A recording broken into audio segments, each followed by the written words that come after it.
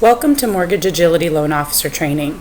My name is Sarah Hushin, and I'm an Industry Solutions Architect with Lexmark. I helped design Mortgage Agility, and I come to you with nearly 2 decades of experience in the mortgage industry. We're going to start today with the basics on how do you start a loan application. So we're going to start as a loan officer and look at how you log in, how you would invite a borrower to apply via email or text, and how you would link, unlink, or delete borrowers.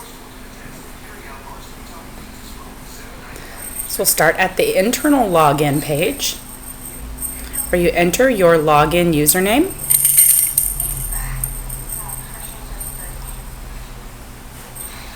and password.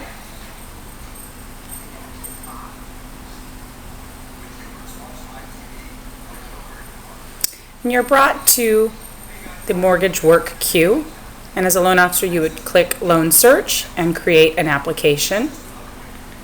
You would click invite and begin entering your borrower's name, email, and phone number if you choose to send a text.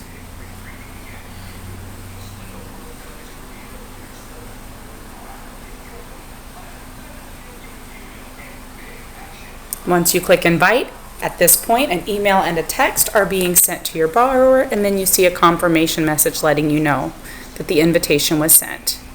You choose your borrower and click next to go on, and it gives you a message that says you haven't added a spouse or domestic partner, and gives you the opportunity before moving on to add a spouse or domestic partner. The reason this is important is this is done prior to ordering credit, and we want to make sure that a borrower's spouse is added so that you order joint credit. So you can see here we've added Elizabeth's husband George, and as a loan officer you would link them together to show that they would order joint credit, so they're joint on an application. If they're not married, then you would not link them, so you can unlink them and leave them unlinked, and you would order separate credit, or you can delete a borrower. Once credit has been ordered, you cannot delete a borrower. When you click next, it gives you the same messaging again, reminding you to add a borrower. And this is the credit report order screen. Next, we're going to take a look from the borrower's perspective. Mortgage Agility was designed with mobile and the next generation in mind. Millennials have expressed a strong desire to take ownership and participate in the process, and many borrowers have expressed a need to have visibility into the process. With Mortgage Agility, borrowers can apply when and where they choose, whether on mobile, a tablet, or on the portal. It's an easy-to-follow sequence of screens in which we use the information from the documents provided by the borrowers, such as these, which are asked for in nearly every loan, to populate the application, getting the most accurate information from the documents right up front. We can also use this information later in the processing steps to do things like tax transcript verifications, employment verifications, and many others. So from the borrower perspective, we're going to look at how a borrower would log in, accept an invitation that the loan officer has sent, how they would upload documents, and what classification and extraction mean, as well as some of the rules applied to the documents to help get the correct documents, and then how they would go on and complete the loan application. So here we see the borrower registering after receiving the invitation from the loan officer. The link that the loan officer sends would bring them to this page, and you might wonder, if you've already sent them an invitation, why they would need to register. When you set up the invitation, you did not pick a password for the borrower. So by registering, the borrower gets to choose a password. The system recognizes this as a loan that's already been started based on the email and the borrower's name and information, and links the borrower into the email that's been started. The borrower must accept the invitation to proceed. If they were applying jointly, there would be borrowers listed below, but because there are no borrowers, they're applying on their own. The very first time a borrower logs in, they would be directed to a tutorial comprised of 3 to 4 quick tips. These are sample quick tips only, and what you're viewing here is the quick tip related to navigation. The quick tips can also be placed on the borrower screens under the Help in case a borrower wanted to review a specific tip again.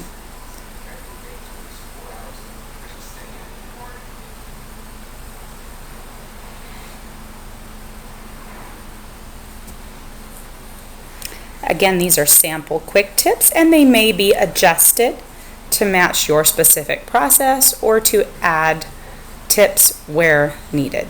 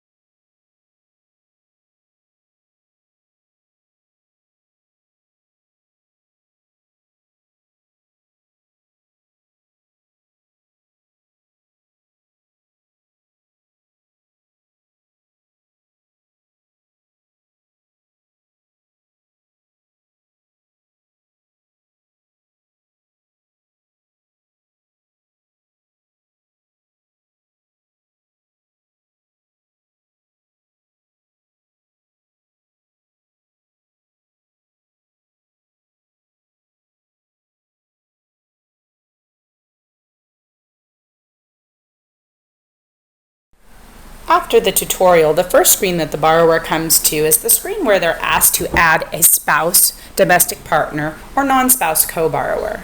This screen is slightly different from how the loan officer screen looks because we do not expect a borrower to understand linking and unlinking, so it's made more user-friendly to help a borrower and direct them along the path.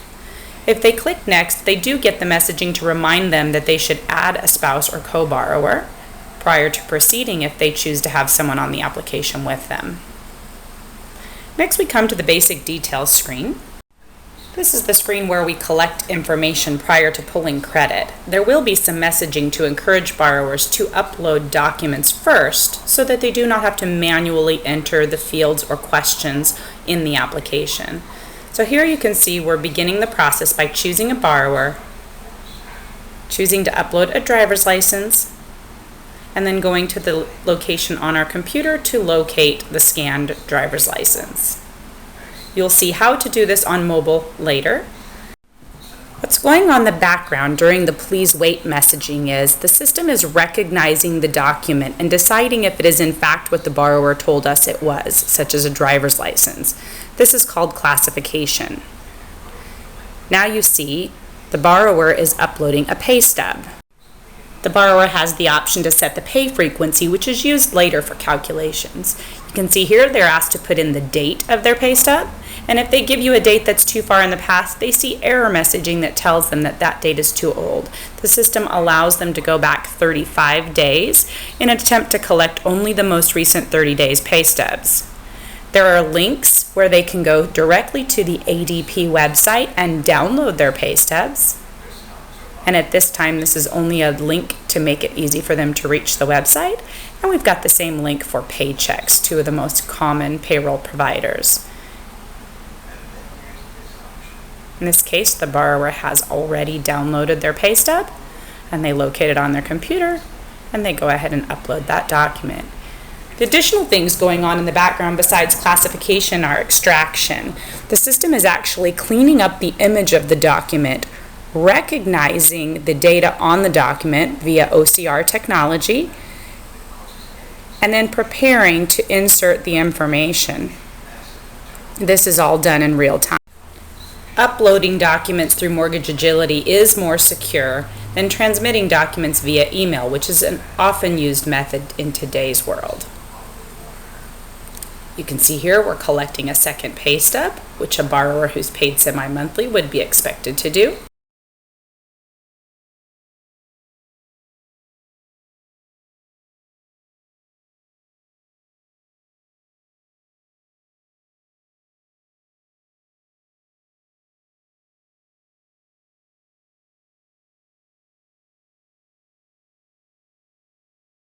Some documents may take longer than others to process, depending on the number of pages or the amount of data being taken from the document. You can see at the bottom of the screen the list of documents that have been collected thus far, as well as whether the document is in process, being processed, and later you'll see where the document's been accepted. Now we move on to bank statements, and the borrower has an option with a bank statement to choose a monthly or quarterly statement, which helps with the rules that surround the documents. Again, if a borrower tries to submit a document that's too old, the system will give them messaging letting them know that that document is too far in the past. We're looking for only the most recent 2 months bank statements or the most recent quarterly statement. Borrower does have the option to put in a description, and if you notice down at the bottom of the list, there are some descriptions that are populated even though the borrower did not enter a description. That is actually information that was read from the document that helps you identify what the document is that was uploaded. So you can see the system extraction working in real time. See, our borrower is now adding a second bank statement, and bank statements typically do take a bit longer to process because there is quite a bit of information, as well as it's a very difficult document to read and recognize from a technology standpoint. We've done it in a way that most bank statements should be readable and recognized, but we are pulling deposit and large deposit information off of these documents, which means we're pulling transaction by transaction information above and beyond just the basic bank balance and borrower name and bank name. You can see on the right there is a remaining documents list, and when we started that box was much fuller. As you supply the required number of documents, which in this case bank statements and driver's license have disappeared, so we've supplied the correct number of documents to satisfy that requirement. That helps a borrower know what they still have left to upload or submit. And in this case it appears there's an outstanding pay stub, Social Security card, and 1 or more W-2s.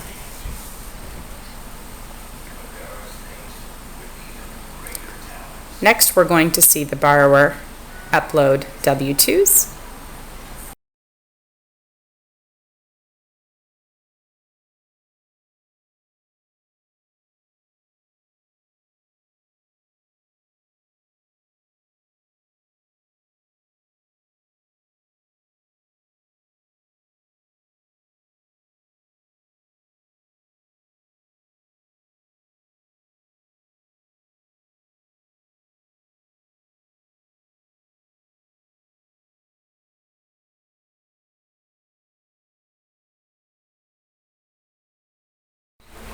The system requires at least 2 W-2s per borrower, 2 bank statements if they're marked as monthly, and at least 2 pay stubs on a semi-monthly or more if they're paid weekly, etc. The system requires 1 driver's license per borrower and 1 Social Security card per borrower. These requirements are requirements to have the items removed from the list. Borrowers can submit an application without supplying any documents. The system is designed to encourage borrowers to submit documents and for you to get documents as early in the process to help expedite your loan and collect the correct information as early in the process as possible.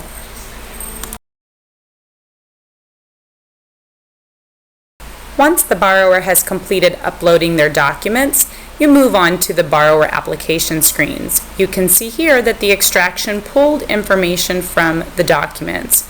Because credit has not yet been pulled, you are able to edit the name, and in this case, we are going to edit the name that was extracted from one of the documents only for the reason of matching the borrower to the test credit that we need to pull. In normal cases, your borrower's pay stub name and your borrower's name would match, and you would not have to edit this unless there was an error in the extraction. For example, if Sarah had a $sign instead of an S or something along those lines. You can also see that numerous addresses were pulled from the various documents that I'm using today. Again, we would expect your borrower to maybe have one or two different addresses on the various documents, depending on whether or not they've moved recently. So here we're adding the address, which is the address I need to pull test credit. I'm getting a message saying that I need at least 2 years residence because I did not put 2 years in my current address. So I can go through and edit the addresses that came from my documents. And again, normally you wouldn't have 5 addresses, or you would not expect to have 5 addresses. So you would delete the erroneous addresses and edit the address that is your past residence, or put in dates for any past residences that come up from your documents. In this case, the borrower has a past address.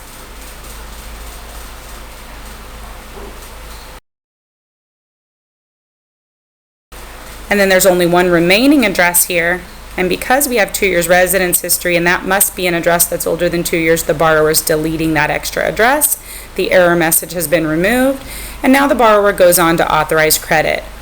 This is a typical message you would expect to authorize not only pulling of credit, but verifying employment, deposits, and other such things.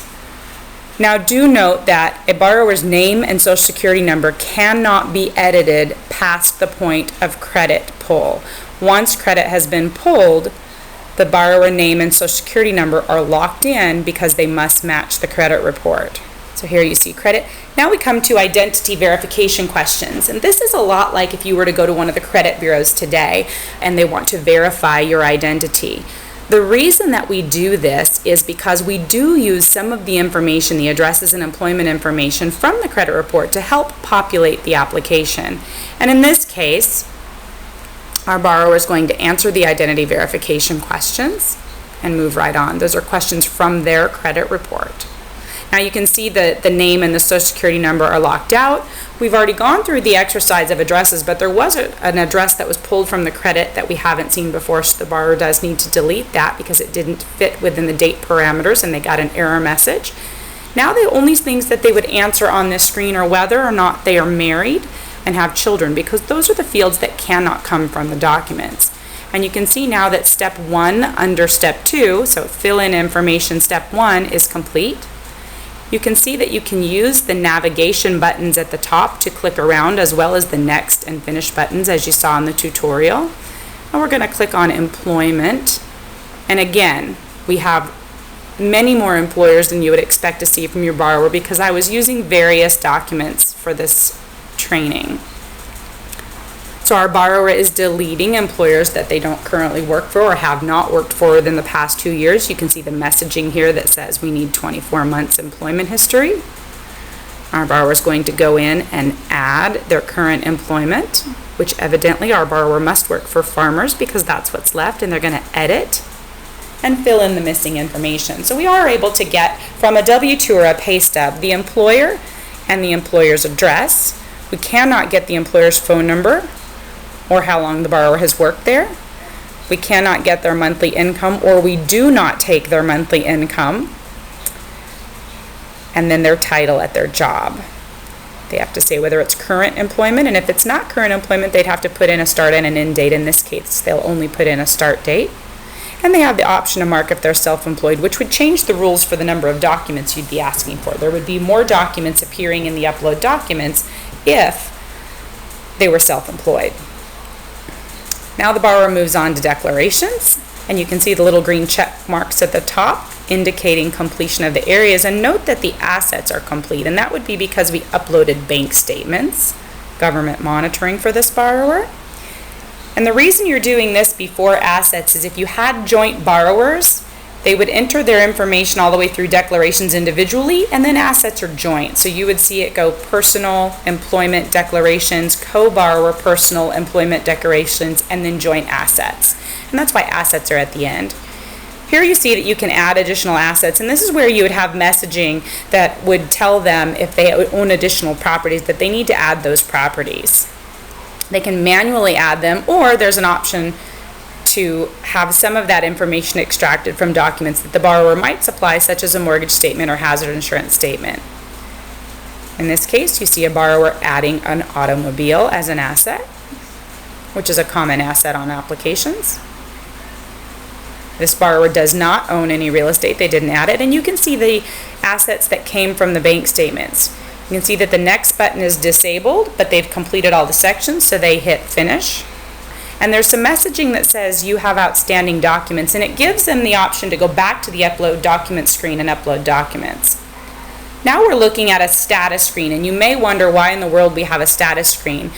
All borrowers must have 100% completion of the borrower information prior to moving on.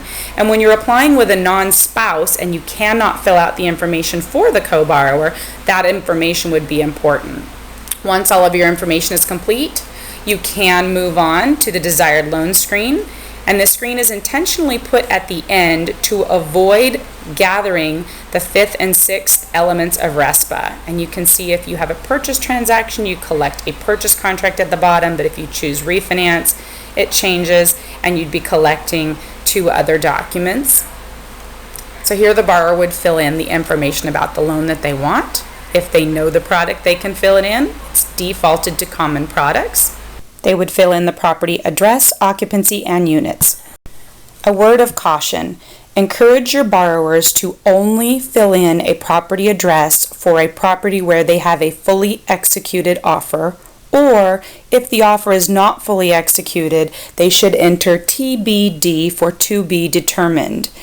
If they were to fill it out for a property where they do not have a fully accepted offer and the loan gets pushed to the LOS with the 6 elements of RESPA, you could be required to cancel the loan and resubmit with a new loan number.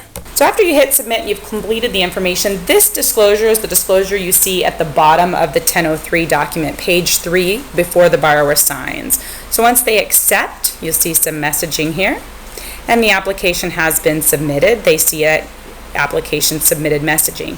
This is also when they come back to the system where they're going to see the status and upload trailing documents once trailing documents have been requested. Next, we're going to look at what happens with the loan after the borrower submits their application. So the first step after borrower submission is that the loan goes to a step called validation, and validation is new to the current process. Validation is the task of having someone look at the information that was extracted or lifted off of the document and making sure that the information is correctly extracted. So they're making sure that Sarah is spelled S-A-R-A-H. They're making sure that $100 is $100 and not some other erroneous number. So they're literally just looking at the document and comparing the data to ensure its accuracy. This can be done by borrowers during the application process with all but the name and social security field. However, if a borrower were to skip validation, you still need that step in there for someone to ensure the information is correct. Once validation is complete, the data and the documents are sent to the LOS. If for some reason the information is not looked at within the first 24 hours, the system will go on and go ahead and send the information to the LOS. And we're going to take a look at the workbench and what happens with processing as well as trailing documents. You can see here that the validator has logged in. This is the work queue for the validator and all the documents that they would see. And you can see that there are documents to review. These are specific to the loan that we just submitted. Gives the time that they come in, the borrower that they belong to, the loan number that they belong to, and they're going to click on a document to go ahead and take that task of reviewing the information. Now here you see that we have the fields of information that were extracted as well as the document highlighted where the information for the specific field came from. And you can see when we switch fields that the document changes and shows you where the information is coming from in the document. There's also messaging telling you what's wrong. So in this specific case, the system is letting you know that it's not uncertain about the extraction, it believes it got the information correct, but you have an expired driver's license, and someone downstream may need to know that that's expired in case you need to get an unexpired license as part of your process. Now we're going to look at pay stub validation, and we're not going to go through every one of those documents. I just want you to get a feel for what validation means. Here you see pay stub, and you're seeing that the employer extracted correctly. We have a period beginning date and a period ending date. and the validation is just not certain about the numbers and it looks good, the system is intuitive and it learns, so that the more documents that go through the system, the fewer fields that the validator may be looking at later in the process. So in the beginning, as the system is new, validators may be looking at quite a bit of data and making sure it's correct. Now here you see that we have a field that it's not certain about, and it's actually the wrong field. So what the validator can do something that we call lassoing. So we're looking for the year-to-date gross pay, and they're going to highlight, or as we say, lasso the correct information, and it fills it in the field for them. And that little lightning bolt thing is a force validation. Here you see that the hours is blank, and so you can't really lasso a blank field, so they can force validate that. And you'll see they'll go on and you'll see some additional fields that are incorrect. They're going to correct the incorrect fields. And so going forward, the system will learn the correct placement for this field on this specific document.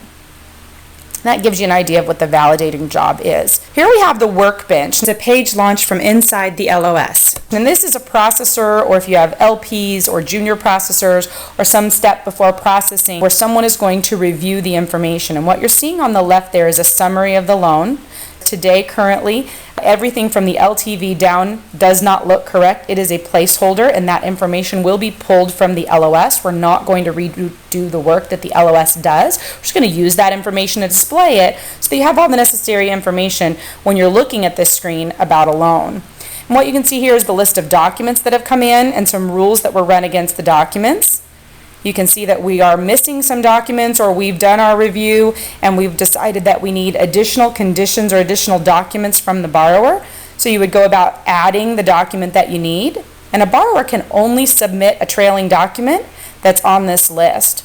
Once you've completed your review of the documents and the assets and whatever other items are on the screen that you need to review, then you would go in and you would complete the list of documents you need and then hit the request button. So the request button, as you can see here, allows you to type in a message to the borrower, and it lists the documents below the box that you're requesting. In this specific case, you can see that we only checked one of the 2 documents on the list, so it's only sending out the request for the documents that you check mark that are on the list. And you put a little note in here and it sends it off to the borrower, and it will notify both the borrower and the loan officer of documents requested.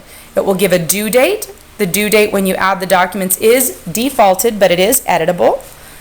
So if you know a borrower's out of town and you need to give them more than 2 or 3 days to get you a document, or more than 1 day if that's the time frame you put for your default date, you can edit that date based on specific situations. And the notes will copy from here into the LOS. And you can see here that the bank statement or large deposits from a bank statement was added. You can see a date requested and a due date. And again, the notification goes to the borrower and the loan officer. You can see here if you wanted to add the Social Security card, you could add the Social Security card. It will not resend the bank statement or add it to the list again, but now you're going to see that that Social Security card has been requested. And when that document comes in as a trailing document, you would see it appear here as received, and then there would be an alert to let the processor know that that document has been received. That way there's not a lot of downtime wondering if the documents come in. So now we know how to complete a borrower application.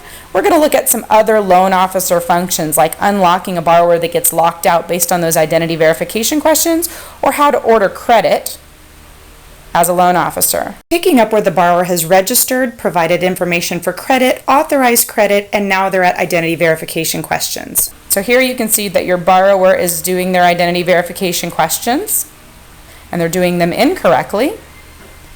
So they're going to be locked out. There's a time clock. The time clock will probably be set to 2 or 3 minutes for testing right now, and for training it's set at 90 minutes. But the idea is we don't want to allow so much time that the borrower can look up the answers. We don't want to allow anyone to commit fraud. When a borrower gets locked out, they receive an error message to contact support. As a loan officer, you can log in, search for their loan. You can search by their name, their Social Security number, the current address, the property address, or the loan number. You choose the loan that you're looking for, your borrower's loan, double click, and you can see on the entry screen that shows the borrowers, and this would show multiple borrowers if they were here, that the borrower is locked out. So you select that borrower and click Next.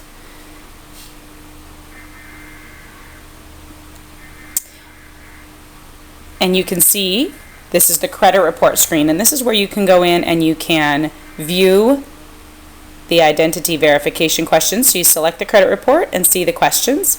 And if you know your borrower, you can go ahead and unlock them if you know for certain that this is your borrower. If you're unfamiliar with your borrower, being able to view the identity verification questions can help you try to identify the borrower. You can see if they answered one question wrong, if they got them all wrong. You can ask them questions over the phone.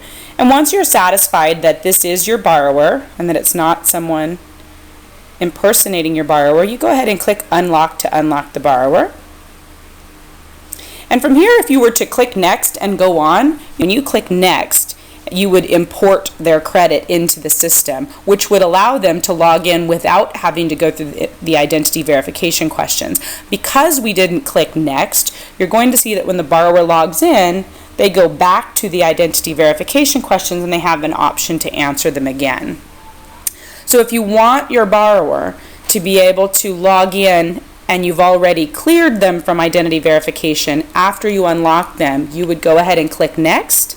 It will ask you if you wish to import, and you would say yes. And then you would get to the application screen where you could complete the application for the borrower, or they could log in and complete the application themselves without going through identity verification questions. And here you can see that your borrower was able to log back in and go through the identity verification questions. Now we're going to go back and look at how to order credit as a loan officer. To get to this page from inside the loan, inside the LOS, you would open the Mortgage Agility page, or you can get to it from a web page with credentials we provide you. So maybe you're talking to a borrower on the phone and you want to go ahead and get their application started. You would invite the borrower, and then you'd get to the credit basic details screen, which is the credit order screen, where you enter the information needed in order to order a credit report. So you enter your borrower's information.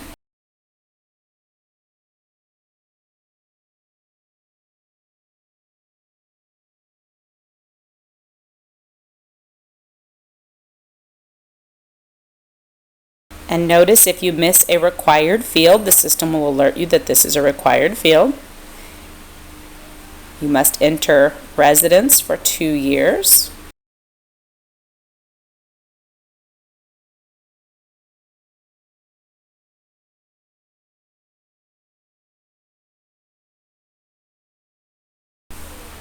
Once you've entered all of the required information, you click Order.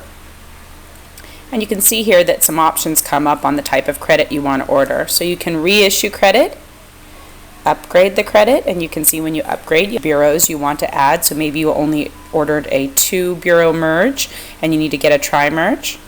Or if you're going to reissue or retrieve a credit report, which have different cost implications, you would put in your credit reference number. Or if you're ordering a new report, you would click the check mark next to the box that says Submit, and that you have authorization. The checkbox is that you have authorization from the customer to order credit. So this is in place of writing down that you had verbal authorization. And once the credit report comes back, you can click on the report and click PDF, and you can see the credit report. And this is the report that pushes and is archived in the folders, the e-folders for the LOS. You can see here that there's a judgment on the credit report, and this can be used later in the processing screens for the processor's alerts. And there's all the liabilities that will get imported into the LOS. You can see here some addresses and employment information, and this is some of the information that we use in the application, and this is why the borrower must answer identity questions. This information is used to help populate the application. You can order and view credit reports on mobile, which we'll see a little bit later. If you look at the credit report and you determine that their credit scores are not sufficient to apply for a loan, you can decline the loan. It gives you a message that says, "Are you sure you want to decline?" And you can say yes or no. Here we said no. If you want to keep the loan and everything looks good, you want to move forward, this is the import message where you can import the credit. And at this point, the system recognizes that you're moving on and you're completing the application for the borrower. If you do not wish to complete the application on behalf of the borrower, at this point you could log out and allow the borrower to log in and complete the application.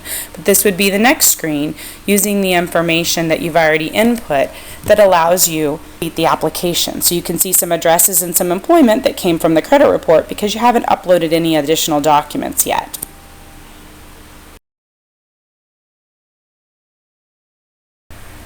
Now we're going to look at how a borrower would log back in to submit trailing documents. When they log in, they can see the status of their loan, and it's the current status, and they're able to submit trailing documents. So we're assuming that the borrower has applied for a loan or the loan officer has applied on behalf of the borrower. The loan has gone through validation and a processor or processing assistant has reviewed the workbench and sent out a request for additional documents. And as you'll recall, we requested additional documentation related to bank statements. So the borrower has the option of a bank statement or a Social Security card in the drop-down list. And you can see that there are no additional documents available in the document drop-down list, so the borrower cannot submit additional documents that were not requested. So they choose their document and click upload. And you can see that there's documents on the bottom that have been accepted, and the bank statement that they just submitted has been put into processing. The borrower is able to submit a Social Security card.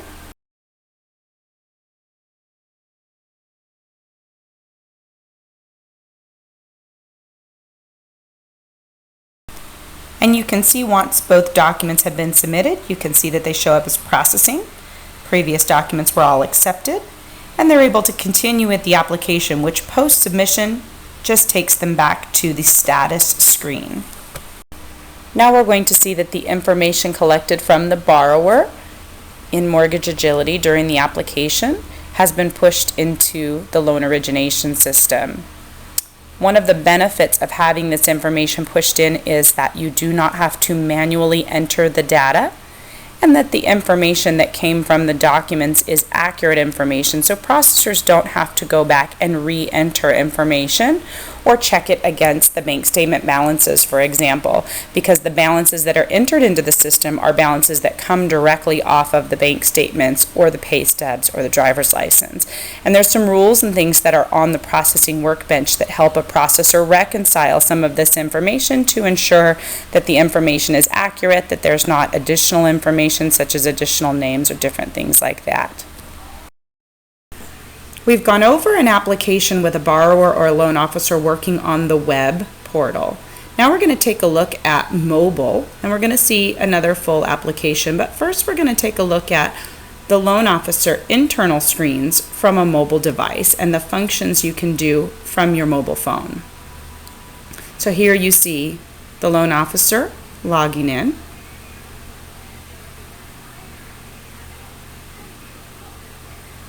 And the first screen you come to are the options menu for a loan officer, where you can invite a borrower, create a loan application, search for a loan, and you can see on the menu button there's 3 little lines up there at the top on the right where that will head. So the first thing we're going to look at is inviting a borrower to an application.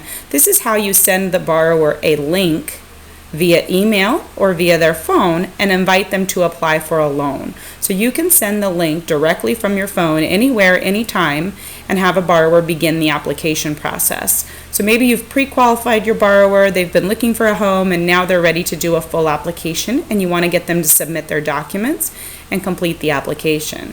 You would send them this link by inviting them to the application.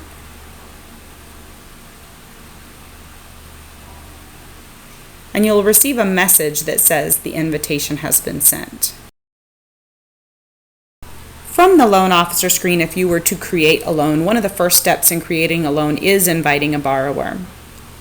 In this case, we've got 2 borrowers that were invited, and if you sweep across George's name with your finger from right to left, you can see the options that come up, and in this case, we're choosing to link George to his spouse, Elizabeth. And you would do this because you want to order joint credit. And you can see here that you've linked the 2 of them. They can be unlinked, or in this case, we're going to go ahead and delete George. So again, you swipe from right to left, and you would delete George. Then you would move on and click next, and this is that same credit report screen that you saw on the web portal. Will you enter the basic information needed to order a credit report? Only this time we're doing it on the mobile device. What we're seeing here is the loan officer entering the information needed in order to order a credit report. As a borrower, you can click the Upload Documents or Capture Documents button and capture documents in place of manually entering this information. Notice the messaging under the phone number that says that they have to input their residence for the last 2 years. And when you try to move on to the next screen without inputting your residence, you get messaging that says you have to add the residence. And in order to add a residence or an employer or something along those lines, there's a little plus button up next to the menu buttons. You have a back, you have a menu, and there's a plus, and you hit the plus with your finger, and this screen comes up where you can enter, in this case, a residence, but it would be the same function or the same way to do it if you were on employment. And you will see that again.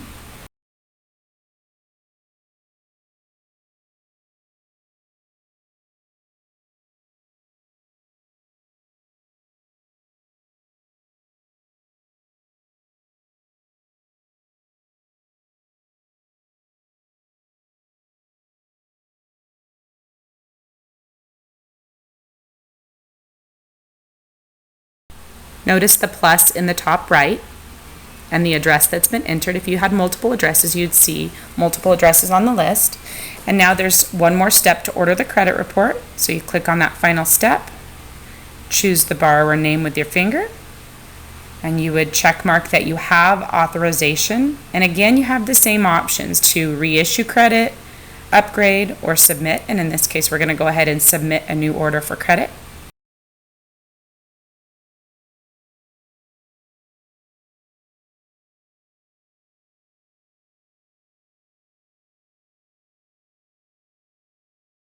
Here you can see the credit report was returned, and you do have the ability to click on the credit report and view the credit report. In this case, we're going to go ahead and click next, and it's going to ask you if you want to import the credit and liabilities. We're going to say yes. And that takes us to the application screens where you see the Upload Documents option and the messaging encouraging the submission of documents. So we're going to go to the document screen, and you can see the list of documents required. And in order to submit a document, you're going to hit the plus in the top right corner. Choose the borrower in the drop-down menu that you're submitting a document for, and in this case we only have one borrower. Choose the document that you'd like to capture. The frequency of payment. Again, the payment frequency is going to be used for income calculations. Choose the period ending date, and you would have the same messaging here if you choose a period ending date for your pay stub that is too far in the past, and there's that error messaging. So we'll correct that to an acceptable pay stub date that's within the last 35 days. And we allow 35 days in case someone gets paid weekly, some other pay frequency that may spill over into the previous 30 days beyond what we're capturing. Again, you have the option of putting in a document comment. It's not required, and the system will fill in document comments based on what's extracted. And now you're going to see our capture technology. And it's much like bank check deposit, if you've used that, where you don't even have to tap to take the picture. The system just took a picture of the pay stub by itself. Now the loan officer or borrower has the option to accept or reject the document. If it's fuzzy, you may want to reject it and take it again. And then the system begins processing the document. Again, this is processing in real time. We're flattening the image, cleaning up the image, taking away any hexagons or shapes, as you can see from how the camera is held, because it's not necessarily held in a flat manner. You can see on-screen instructions telling you how to adjust the camera. And in this case now it's waiting to find out if you want to take a picture of page 2 of the document, or if you're done with this particular document, you click done. It shows you a flattened image of the document, and then you choose to upload or recapture this particular document.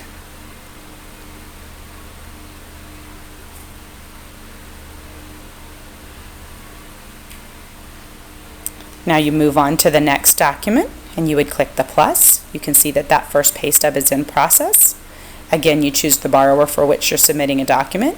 Choose the document that you're submitting. In this case, we're going to submit a second pay stub. This borrower is paid semi-monthly. Checking the date on the pay stub to make sure that it's within the acceptable time frames. There's those links again to ADP and Paychex. If a borrower wanted to click them, they would be able to download their pay stub and upload rather than using the capture feature. You can see that upload button hiding there at the bottom. And now you see again the capture feature.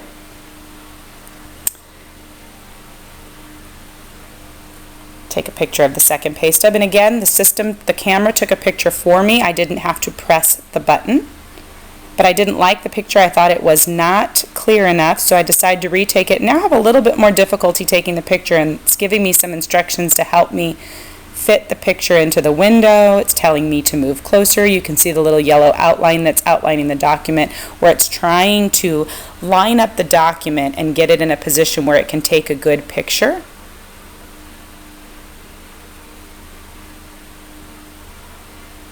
There you go. And again, I have the option to accept or reject that document, depending on how the picture looks.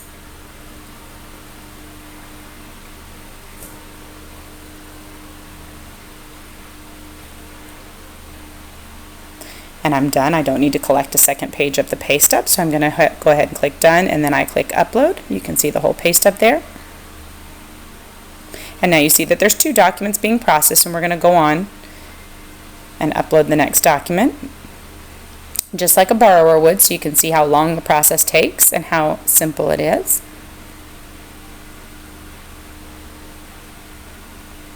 So now we're collecting a driver's license. Much smaller document, a little bit easier to capture.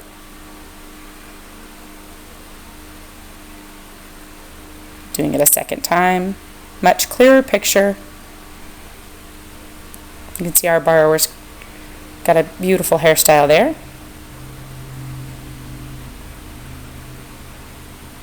Looks good. We're going to go ahead and upload that document.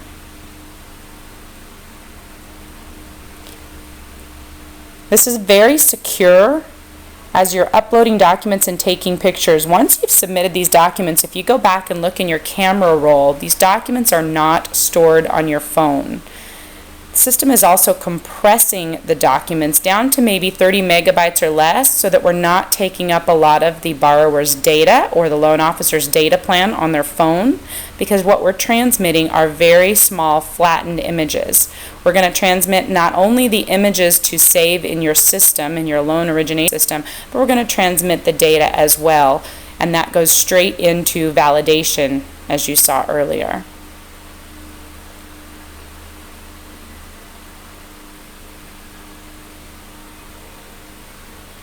So now we've done the Social Security card and the driver's license. You can see we still owe bank statements. It looks like it thinks we owe a pay stub. And W-2s. So we're going to do W-2s now. And you only have the option of the most recent 2 years W-2s. They can submit more than 2 W-2s. So if they worked for multiple employers, you're not limited to 2 W-2s, but in order to clear the item from the list, you have to submit a minimum of 2 W-2s and 1 for each year.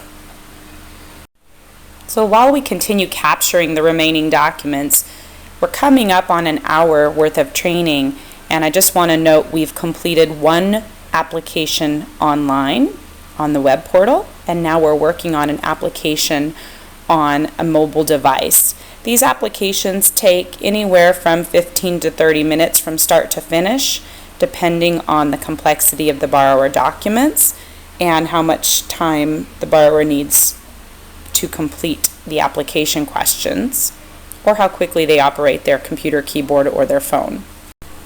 This is about the same amount of time, or hopefully less, than a borrower would spend filling out a paper application today or completing an interview with you on the phone.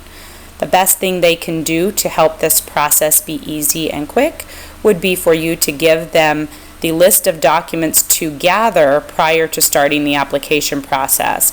And they can gather the documents and take pictures of them themselves as they go, gather them all first and take pictures all at once, as you see that we're doing here, or they may gather all the documents and bring them to meet you, and you may complete this process on their behalf. Whatever works for your borrower.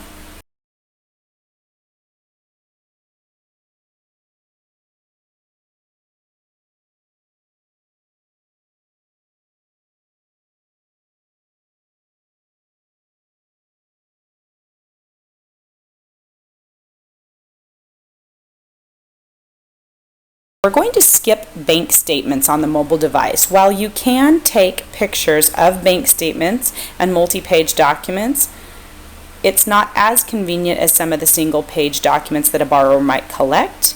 And I suspect that your borrowers would choose to download or upload bank statements from their desktop rather than capture individually paged bank statements, especially multiple page bank statements on their mobile device. Now you can see that we're at the application screen. You can see a lot of the information is complete for the borrower. Of course, they have to fill in their marital status and the age of their children because that does not come from the documents. You can see again multiple addresses that were pulled from the documents and or the credit report. And you wouldn't expect your borrower to have maybe as many addresses as we have here, but again, same problem. For training purposes, we're using multiple pay stubs to have a little bit of extra editors. Borrower has to fill in when they moved in or out of their residence because again that cannot be taken off of the documents. So you can see here we have more than 24 months worth of residence. And you'll see the indicator where the personal screen is complete and we move on to employment. And again, we have multiple employers that came from credit report, pay stubs, and W-2s. And we need to make sure, and got messaging here to fill in 24 months worth of employment. So for some strange reason, and I happen to know this particular employer came from the credit report, but for some reason we don't have the address on this employer. So we've saved the borrower some time by filling the name of the employer, but they do have to go ahead and manually enter the missing information or correct erroneous information.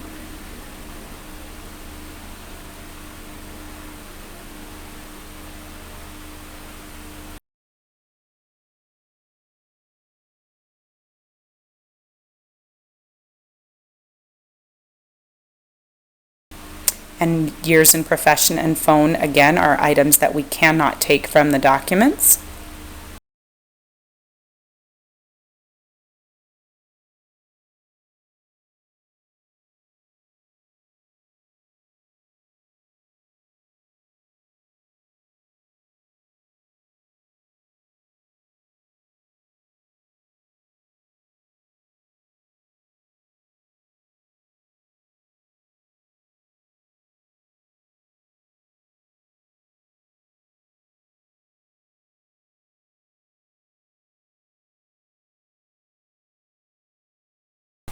You can see the completed information for the employment, and we're going to again swipe from right to left on each line and delete unnecessary employment information that showed up.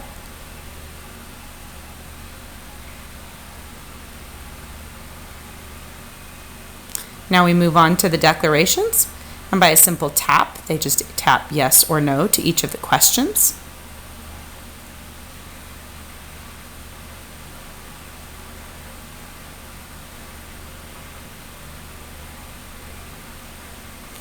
And you can see if they answer yes to ownership in a property, it asks the additional questions.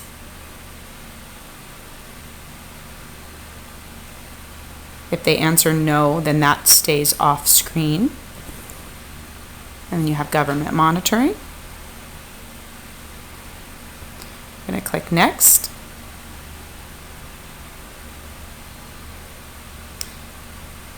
And you can see that the assets appear to be complete, but you can add assets by tapping the plus up in the corner. And this again is where you would add bank statements, or you would add real estate owned or automobiles.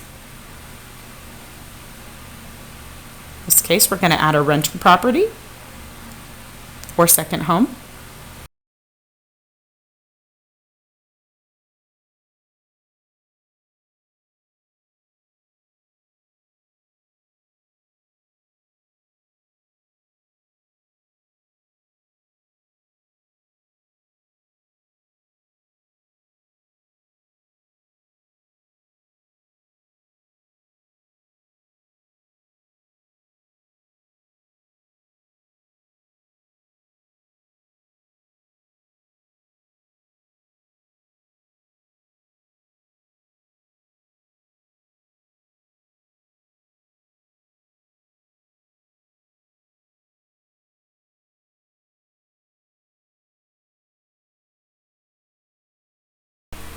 Now that the borrower screens are complete, we're going to move on, and you would see this progress notice for all borrowers. So it's possible that if you're applying with a non-spouse borrower that you're not able to fill out the application for, that maybe you've completed your application but they have not completed theirs. And you cannot see the details of what they have not completed, but you are able to see that they haven't completed their application, and that way you can call up your brother or your best friend and say, hey, get on it. I need you to finish your application so we can get this mortgage application submitted. If you're completing the application for your spouse, you are able to go in and complete the missing areas for a spouse or domestic partner. And you can see here there was some error messaging, so we're directed back to those areas just by clicking on those areas. And we're looking for those errors, and for some reason the system did not recognize the property information that was put in. So we're making those corrections.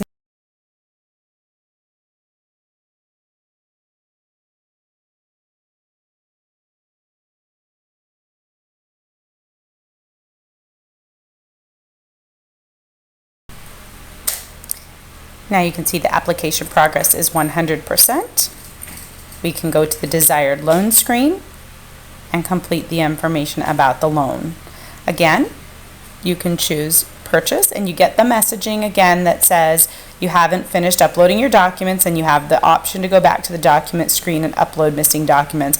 Again, we're prompting them repeatedly to give us all of the documents up front. They're not required, but they are highly encouraged to submit all of the correct documentation early in the process to help us expedite the loan approval and accurate approval with the correct information.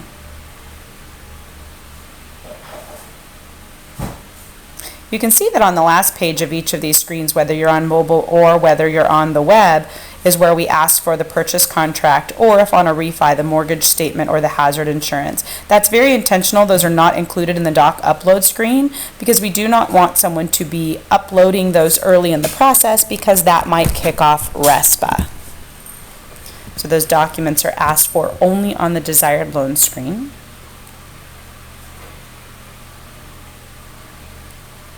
And the borrower will click Next and submit the loan. And you've seen this before on the portal. Again, they get that lengthy legal message that you see at the bottom of the 1003 page 3 above the signature block. And then they get a summary screen saying that the loan has been submitted. So when they log back in, this is the same screen that they will see. You can see that there's a Documents tab to see which documents have already been submitted. And then again, you can see that status going forward, and that status will change as the loan moves through the milestones. This concludes our loan officer training, and now we're going to open it up for questions.